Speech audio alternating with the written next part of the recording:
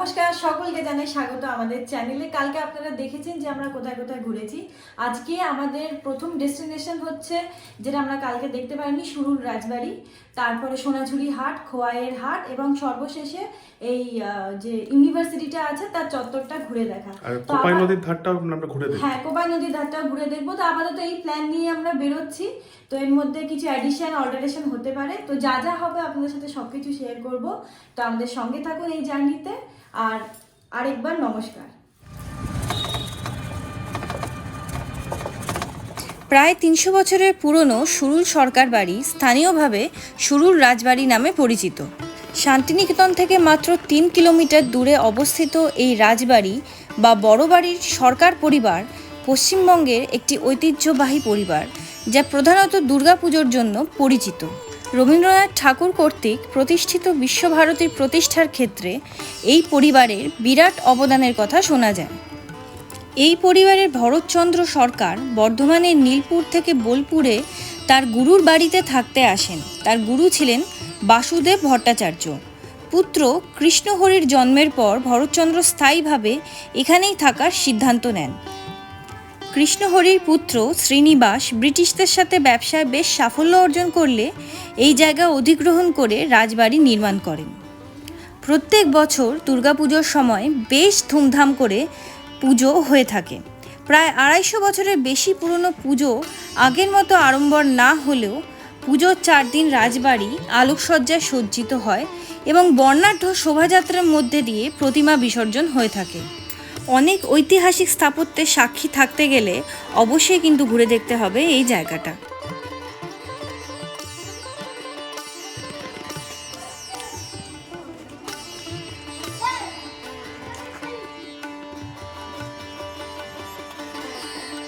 মন্দিরে ঢুকলাম ঠিকই, কিন্তু প্রায় সব দরজারই তালা বন্ধ। যতটা বাইরে থেকে দেখতে পারি ততটাই ভালো।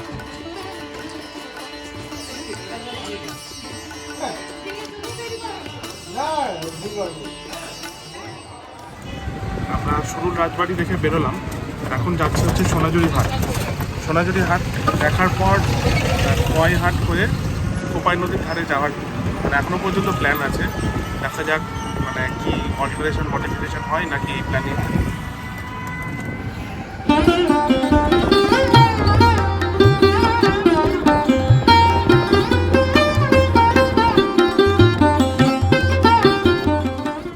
সকাল থেকে বেরিয়েছি কিন্তু কিছু খাওয়া হয়নি, চাটুকুও খাওয়া হয়নি। তাই জন্য সোনাঝুরি ঢোকার আগে টোটো দাদা এখানে বললেন যে মানে খাওয়ার জায়গা আছে, তাই আমরা এখানে এসেছি। লুচি আর একটু চা খাবো, খেয়ে এবারে সোনাঝুরিতে ঢুকতে পেয়েছে যে ভিডিও করার আগে আমরা খেতে শুরু করেছি। তো যাই হোক, এই হচ্ছে আমাদের লুচি আর তরকারি।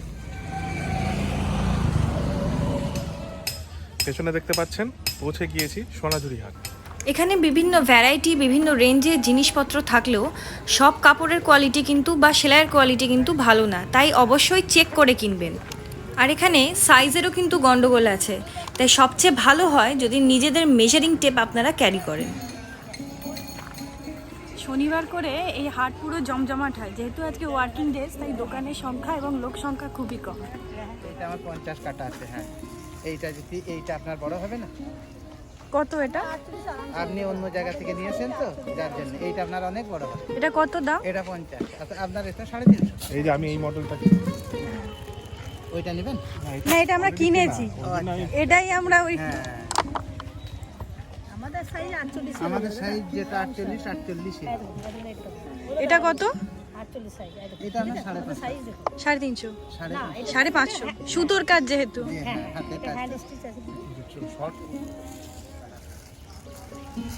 কত ওটা?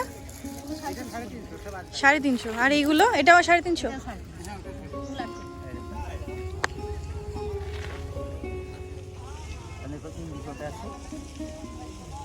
বাহ, এটা দারুণ দেখতে।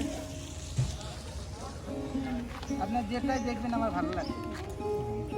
গ্রেটা, হ্যাঁ দেখাবে।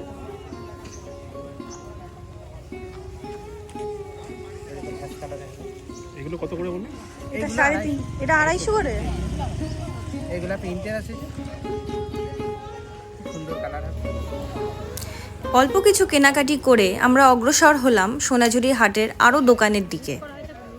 এবার ব্লাউজগুলো দিয়ে যাবেন, শান্তি নিয়েছেন ব্লাউজগুলো দিয়ে যাবেন ম্যাম।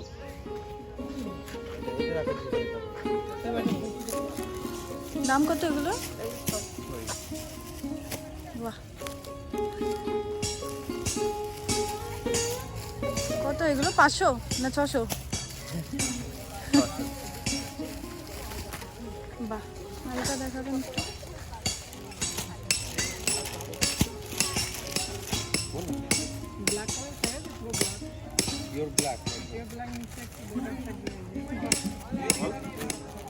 আমি এটা নিলাম, হ্যাঁ, আর ওই নীলটা নিলাম। নীলটা দেখিয়ে দেন।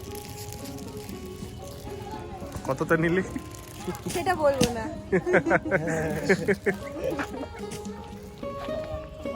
কিনতে ঢুকেছিল ম্যাডাম একটা শাড়ি, নিয়ে বেরোলো দুটো শাড়ি। এগুলো 150 করে। এটা আছে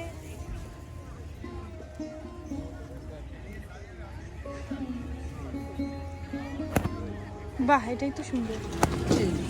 হ্যাঁ, এগুলো both side jacket, salwar kameez বা কুর্তির উপরে পরা যায়। এগুলো 180 করে, বিভিন্ন সাইজের আছে। 180, তারপরে আবার ডিসকাউন্ট তো হবে? হ্যাঁ, ডিসকাউন্ট তো হবেই। প্লাজো প্যান্ট হবে, স্ট্রেট প্যান্ট হবে, বেলুন প্যান্ট হবে, হারেম প্যান্ট হবে, স্কার্ট হবে, র্যাপার হবে, শর্ট কুর্তি, লং কুর্তি হবে, কাপ্তান হবে, ছেলেদের পাঞ্জাবি, ছেলেদের শার্ট, বাচ্চা মেয়েদের ফ্রক, বড় বাচ্চা মেয়েদেরও ফ্রক আছে। দাদা বসছে হচ্ছে এই রামশ্যাম যে রেস্টুরেন্ট আছে সেদিক থেকে যদি বেরিয়ে আসা হয় বাঁ হাতে।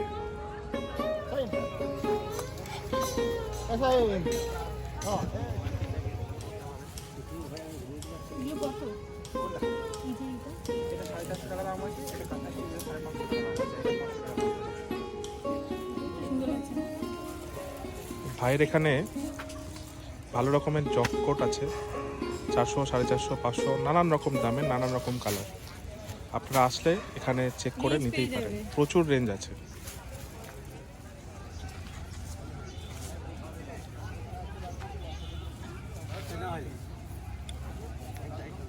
টাইট হচ্ছে না?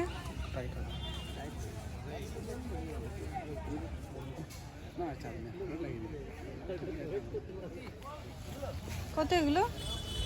কাঁথা স্টিচে? 3200 টাকা দিদি, কাঁথা স্টিচে কাজ করে। ডিসকাউন্ট হবে দিদি। এখানে প্রত্যেকটা জিনিসেরই কিন্তু দাম বেশি করে ধরা থাকে, তাই কেনার সময় অবশ্যই বার্গেনিং করবেন। হালকা মিঠে রোদ, বাউল সঙ্গীত আর ঝুমুরের আওয়াজ সব নিয়ে শপিং এক্সপিরিয়েন্সটা বেশ দারুণ হচ্ছিল। আজরাকের কুর্তির খোঁজে এই দোকানটাতে আমি আসি ঠিকই, কিন্তু আমার নজর কাড়ে কলমকারি কুর্তিটা। এই স্ট্রেট কুর্তিগুলো 220 করে চাইলেও আমি পাই 180 টাকাতে। এটা আমি নিলাম, এটার দাম বলছে 220। কমে কত? এই গয়নাগুলোর অনেক বেশি দাম চাইছিল, যার জন্য আমি কিনিনি।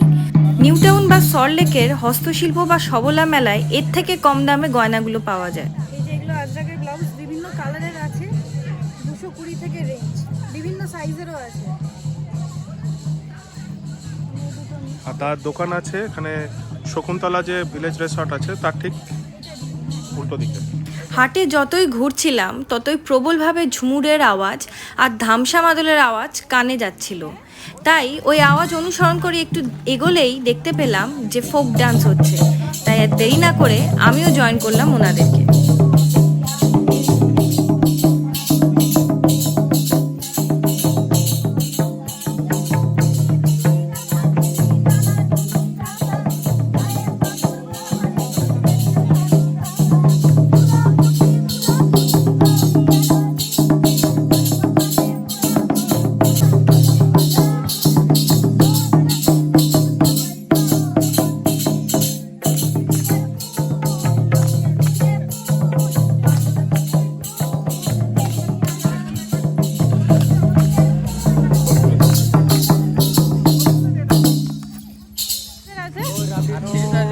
হ্যাঁ,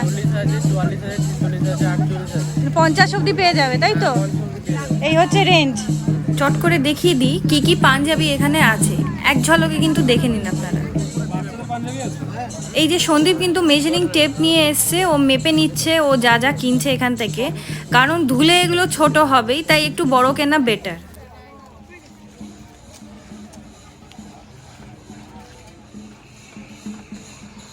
প্রায় 1 ঘন্টা 15 মিনিট হলো মেলায় এসেছি। মেলা না, অ্যাকচুয়ালি সোনাঝুরি হাটে বেশ কিছু জিনিসপত্র কেনা হলো। আজকে সোমবার দিন, তো সেজন্য অনেকটাই তুলনামূলক ফাঁকা, তার জন্য খুব ভালোভাবে ঘুরতে পারছি, প্রত্যেকটা জিনিস দেখতে পাচ্ছি, দামদর করতে পারছি। রাম, শ্যাম, শকুন্তলা, এখানে কিন্তু অনেক খাবার রেস্টুরেন্ট আছে। আমরা যেহেতু হোটেলে গিয়ে খাবো তাই আর আমরা এখানে কিছু খাইনি। এটা বডি আর আঁচলটা হচ্ছে লালটা। ব্লাউজ পিস আছে তো? হ্যাঁ এটা বিলাস 14 হাত দিয়ে দাও। এটা কিনলাম 120 টাকা করে, দাম 150, বাট ও কমিয়েছে কুচিটা। তোমার নাম কি? আমার নাম হচ্ছে বিরাসা। সোনাঝুরি হাট থেকে বেরিয়ে এখন আমরা যাচ্ছি কোপাই নদীর ধারে। সোনাঝুরি হাট থেকে বেরিয়ে অ্যারাউন্ড মিনিট 10 মধ্যেই আমরা পৌঁছে গেছি কোপাই নদীর ধারে। তো একটা ব্রিজের উপর এখন আছি, আপনাদের সাথে শেয়ার করছি, আপনারা দেখুন। নদী প্রায় বুঝে এসছে, কিন্তু মানে নদীর জল বলতে কিছুই নেই, খালের জলের মতো অবস্থা, কিন্তু ওই নামে আছে যেহেতু, মানে ফেমাসটা আছে, তাই আমরা দেখতে এসেছি। হ্যাঁ মা,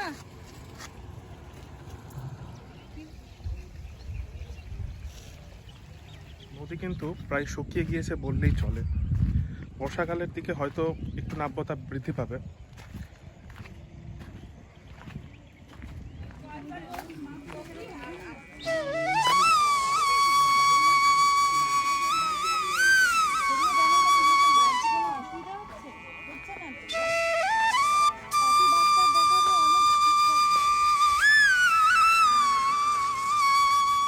সাইড দিয়ে নামার জায়গা ছিল, তাই নেমে গিয়েছি। এই হচ্ছে কোপাই নদী, আমাদের ছোট নদী চলে আঁকে বাঁকে। রবি ঠাকুর লিখে গেছেন সেই কোপাই নদী। এই ছবিটা তো হ্যাঁ ছবিটা না আছে কি হ্যাঁ কোপাই ছবিটা না, একটা নদীর গতিপথকেও বন্ধ। কোপাই নদী বলতে এইটুকুই দেখলাম আপাতত, অনেক জায়গায় অনেক ঘাট আছে। তো আমাদের যে টোটো দাদা, উনি এটাই রেকমেন্ড করলেন। কালকে যখন কঙ্কালীতলা গিয়েছিলাম সেই সময় পাশে কোপাই নদী ঘাট ছিল, তো এখানেই দাদা বললেন যে আসতে, হয়তো সকালবেলার দিকে ভোরবেলার দিকে খুব ভালো লাগবে। এখন নর্মাল একটা নদী যেরকম লাগার কথা সেরকমই। এরকম ছোট্ট কিছু স্টল আছে যেখান থেকে আপনারা জিনিসপত্র কেনাকাটা করতে পারেন। আশারঞ্জন চট্টরাজ মহাশয়ের লেখা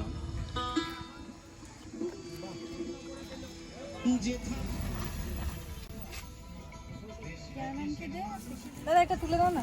হ্যাঁ কোনটা দিবে? এটা হ্যাঁ,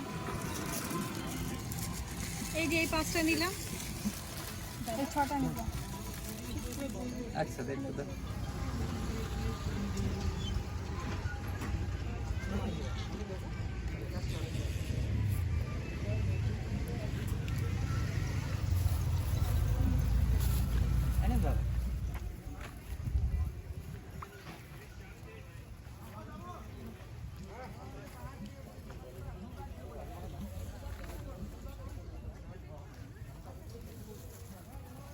এই যে মার্কেটটা আছে ছোট, আজকে সোমবার, যার জন্য তুলনামূলক অনেক কম দোকান বসেছে। এখানে কিন্তু জিনিসপত্রের দাম আমার মতে সোনাঝুরির থেকেও কম। তো যারা কেনাকাটা করতে চাইছেন তারাও এই জায়গাটাকেও একটা অপশন হিসেবে রাখতে পারেন। এখন ঘড়িতে বাজে 1:30, এখন আমরা কোপাই নদীর ধার থেকে বেরোলাম। শান্তিনিকেতনের কাছে যে দেখার জায়গাগুলো আছে ওপর দেখবো, কারণ আমাদের আগেও দেখা হয়েছে, অনেকবারই এসেছি, অনেকবারই দেখা আছে। যদি কোনোটা খোলা পাই, কারণ দাদা যেটা বললো 1:30-2 নাগাদ বন্ধ হয়, আবার কিছুক্ষণ পরে খুলে যায়। যদি খোলা পাই তো আপনাদের সাথে শেয়ার করছি, তাহলে ওপর যতটা দেখানো দেখাবো। পৌষ মেলা আগে ওই মাঠে চলে গেছে, আগে পৌষমেলা এই মাঠে হতো, ডান দিকের মাঠটা এখন ওদিকে চলে গেছে। এটা যে বাড়ি বাড়ি সব ভিতর দিকে আছে। কাজবাড়ি এটা করে শুধু ওই উপাসনা গৃহ বুধবার করে সকালবেলা। ওই যে ওটা ছাতিমতলা, এই বিশ্ববিখ্যাত ছাতিমতলা। এটা হচ্ছে ছাতিমতলা, যদিও সাধারণের প্রবেশ নিষেধ, আমরা দূর থেকেই ভিডিও তুললাম। এই যে মিউজিয়াম কিন্তু আমাদের এই ব্যাগ মোবাইল এখান থেকে জমা পড়ে যাবে। সব জমা পড়ে যায় এখানে। ওই যে আমার ব্যাগ আর বন্ধু তো ফোন। বসে আছে, এই যে ছেলেটা, ওর কাছে জমা পড়বে সব। এখানে আমরা ঢুকলাম না, কারণ আমাদের ব্যাগ মোবাইল সবই জমা করতে হবে। তো বাইরে দিয়েই আমরা সোনাঝুরিতে যা কেনাকাটি করেছি সেইটা নিয়ে তো ঢুকতে এমনিও ওই দেবে যেটা না। দেখান, মিউজিয়ামটা দেখান, এটা হচ্ছে মিউজিয়াম।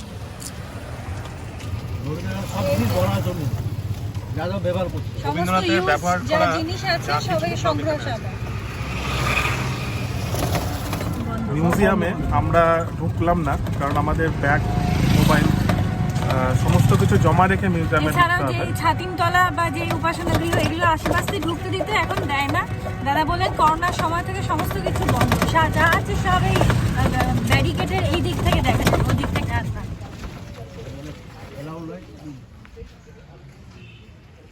এটা হচ্ছে কলা। এটা যেটা দেখতে পাচ্ছেন সেটা হচ্ছে কলা ভবন, বাট করোনার পর থেকে এখন সাধারণ এন্ট্রি বন্ধ করে দিয়েছে।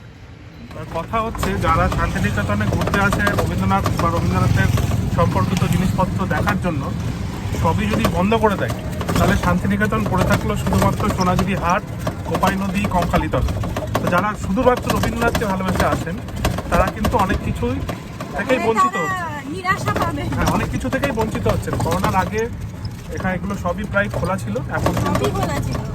প্রায় পুরোটাই বন্ধ, মিউজিয়াম ছাড়া। মিউজিয়ামটা খোলা আছে এখন। অমর্ত্য সেনের বাড়ি।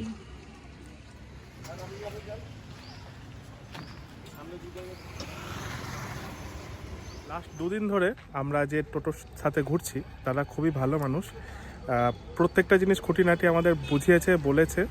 আর এমনও জায়গায় যেগুলো আমরা জানতাম না, যেমন বল্লভপুর যে স্যাংচুয়ারি, সেটাও রেকমেন্ড করেছে। আমরা খুবই ভালো লেগেছে ওনার সাথে ঘুরতে। তো দাদার নাম্বারটা বলে দিচ্ছে, আপনারা যদি দেখতে চান, দাদার সাথে যদি ঘুরতে চান, আপনারা দাদার সাথে যোগাযোগ করতে পারেন। নাম্বারটা আছে, আপনি নিজে করে দেবেন। আচ্ছা, দাদা লজ্জা পাচ্ছে, আমি স্ক্রিনে নাম্বারটা দিয়ে দেবো।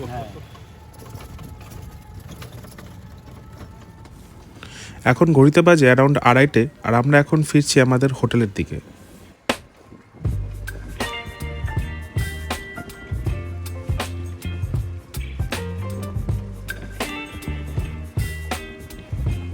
সকাল থেকে আমরা 4টে জায়গা কভার করেছি। এক হচ্ছে সুরুল রাজবাড়ি, সেকেন্ড হচ্ছে সোনাঝুরি, থার্ড হচ্ছে কোপাই নদীর তীর, আর ফোর্থ হচ্ছে শান্তিনিকেতনের আশেপাশে যে জায়গাগুলো বা শান্তিনিকেতনের যে জায়গাগুলো সেগুলো বাইরে থেকে আমরা কভার করেছি, কারণ ম্যাক্সিমাম জায়গায় কিন্তু এখন বন্ধ আছে সাধারণের জন্য। মিউজিয়াম খোলা আছে, কিন্তু যেহেতু ব্যাগ বা মোবাইল সবই জমা রাখতে হবে, সেই জন্য ঢুকিনি। এবার আসি টোটো ফেয়ারের ব্যাপারে। আমরা গতকালও 4টে স্পট ঘুরেছি, আজকেও 4টে স্পট ঘুরেছি। আমাদের টোটো ফেয়ার যেটা লেগেছে, কালকেও 650 টাকা লেগেছে, আজকেও 650 টাকা লেগেছে। বেসিক্যালি এদের এখানে প্যাকেজ আছে, তো 1800-1900 টাকার ব্যাপার থাকে। সেখানে সমস্ত জায়গা এনারা একদিনে ঘুরিয়ে দেওয়ার চেষ্টা করেন। তো আপনারা চাইলে সেগুলোর সাথেও যেতে পারেন, বা নিজেরা কিছু স্পট ফিক্স করে সেই অ্যাকর্ডিংলি আপনারা দাম ঠিক করে আপনারা কিন্তু এনাদের সাথে যেতে পারেন। তো এইটুকুই বলার। আগামীকাল থাকবে সেটা হচ্ছে আমাদের বোলপুর থেকে কলকাতা যাওয়ার যে জার্নি, সেটা আপনাদের সাথে শেয়ার করব। যদি ভালো লাগে ভিডিওটা এখনো পর্যন্ত, অবশ্যই একটা লাইক করবেন, কমেন্ট করবেন, আর চ্যানেলটিকে সাবস্ক্রাইব করতে ভুলবেন না। ভিডিওতে যাবেন না, এখনো বাকি আছে আমাদের Kolkata journey. Good morning from Santiniketan বা বোলপুর। আজকে আমাদের বোলপুর ট্রিপের 4th ডে। আজকে ফিরে যাওয়ার পালা। আমাদের ট্রেন যেটা আছে সেটা হচ্ছে বালুরঘাট এক্সপ্রেস। হ্যাঁ, বালুরঘাট টু কলকাতা এক্সপ্রেস, যেটা বেলা 11:30টার সময় ছাড়বে। 2 নম্বর প্ল্যাটফর্ম থেকে সাধারণত ছাড়ে, আগে কোনটা থেকে ছাড়বে আমরা জানি না। আর নামবে হচ্ছে কলকাতা স্টেশন, ওই অ্যারাউন্ড 2:30টার মতো। তো আমরা আপনাদের সাথে যে ভিডিওগুলো শেয়ার করেছি তার মধ্যে এই ভিডিওর মানে এই হোটেলের রিভিউ আছে, আমরা যে জায়গাগুলো ঘুরেছি সেইগুলো ডিটেলস আছে, মানে কোন জায়গাগুলো কীরকম খরচা হবে, টোটো ভাড়া কি অ্যান্ড অল, আর হোটেলের ডিটেলসগুলো আমাদের সাথে শেয়ার করেছি। তো আশা করি আপনারা স্কিপ না করে ভিডিওটা দেখেছেন, কারণ প্রচুর তথ্য দেওয়া হয়েছে এখানে। আজকে আমাদের এটা লাস্ট ভিডিও, এরপরে আমরা ফিরে যাওয়ার যে ট্রেন জার্নি সেটা আপনাদের সাথে শেয়ার করব। তো আমাদের সাথে এই জার্নিতে আমাদের সাথে থাকুন, তো স্টে টিউনড উইথ আস। এখন বাজে 11:15, আর আমরা এখন আছি শান্তিনিকেতন বোলপুর স্টেশনের 2 নম্বর প্ল্যাটফর্মে। যে ট্রেনটা ধরবো সেটা হচ্ছে 13162 ত্রিভাগা এক্সপ্রেস, বালুরঘাট কলকাতা। এই যে ট্রেনটা জেনারেলি 2 নম্বর প্ল্যাটফর্ম থেকেই ছাড়ে। অ্যাকচুয়ালি এখান থেকে ছাড়ে না, বালুরঘাট থেকে আসে। ওই অ্যারাউন্ড টাইমিং হচ্ছে 11:30টায়, 2 নম্বর প্ল্যাটফর্ম থেকেই ছাড়ে।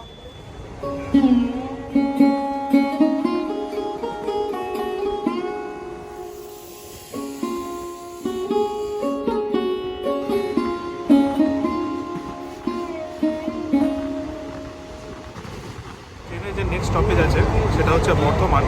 টাইম আছে 12:30টার সময়।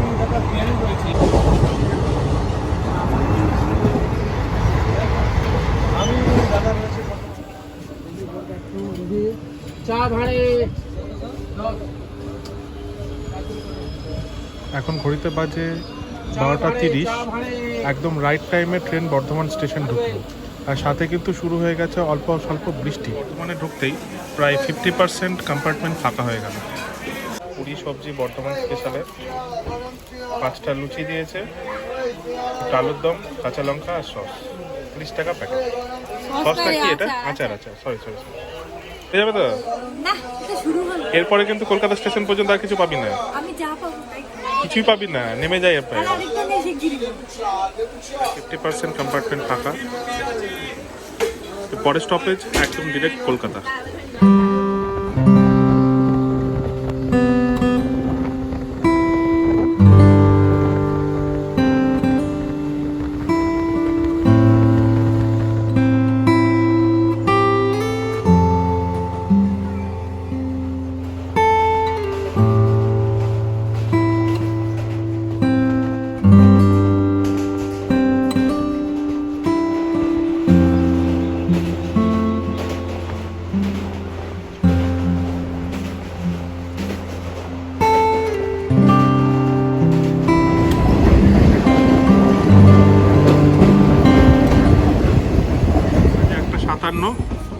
ট্রেন এখন ঢুকলো দমদম জাংশনে।